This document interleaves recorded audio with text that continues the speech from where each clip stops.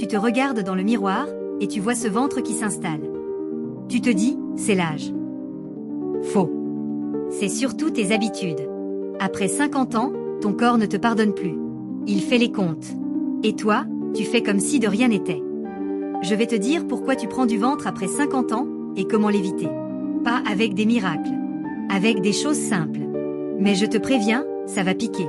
Parce que tu sais déjà ce que tu fais mal. Déjà, on va remettre une vérité au centre.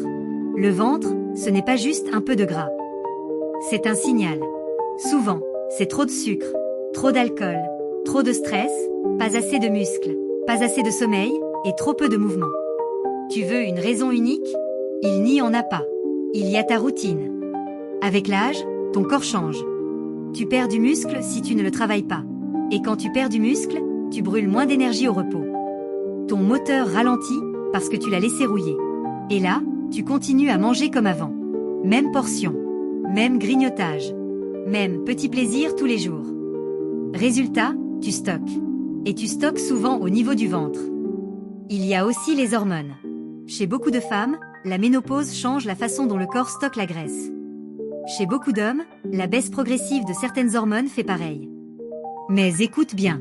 Les hormones n'écrivent pas ton destin. Elles te rendent juste plus sensible à tes erreurs. Et toi, tu continues à faire les mêmes erreurs. Donc forcément, ça se voit. Ensuite, il y a le stress.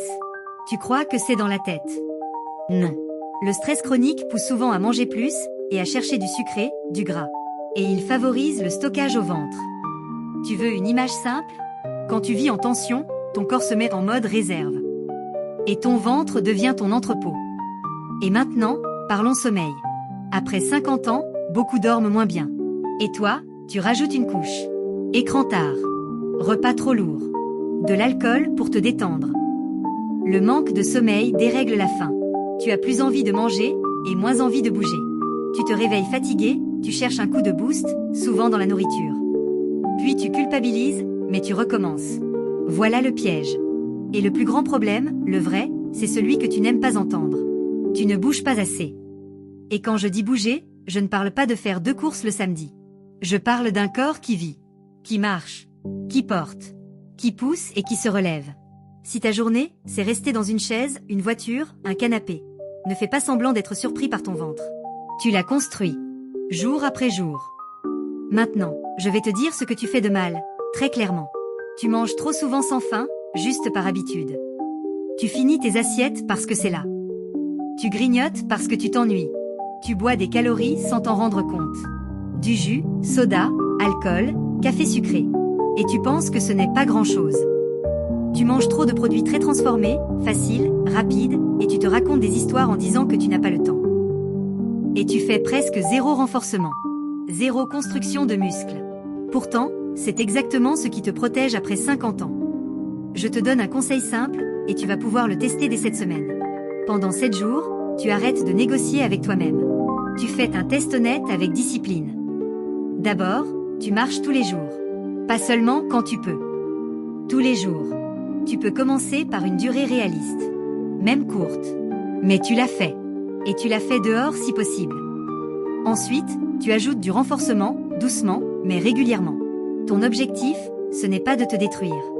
C'est de te reconstruire. Je te parle de mouvements simples, contrôlés, sans te précipiter. Tu dois sentir ton corps travailler, pas ton ego s'exciter. Côté nourriture, je te donne une habitude à tester sur plusieurs jours. À chaque repas, tu mets une vraie portion de protéines.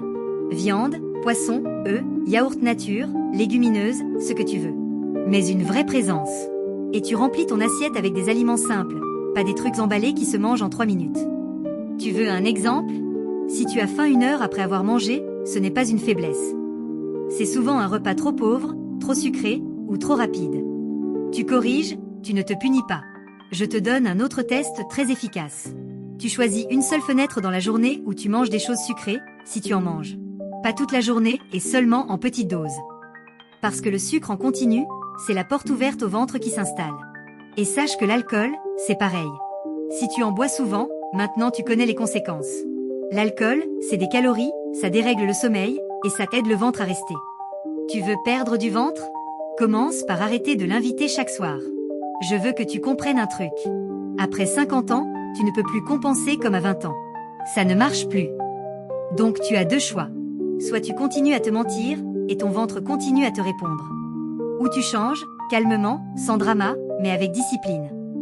Maintenant, je te demande une action. Dans les commentaires, écris une phrase simple m'indiquant quel est ton pire piège. Grignotage, alcool, manque de marche, repas trop tard, ce que tu veux. Mais sois honnête. Et pense aussi à t'abonner, parce que je vais te donner des plans simples, étape par étape, pour reprendre le contrôle.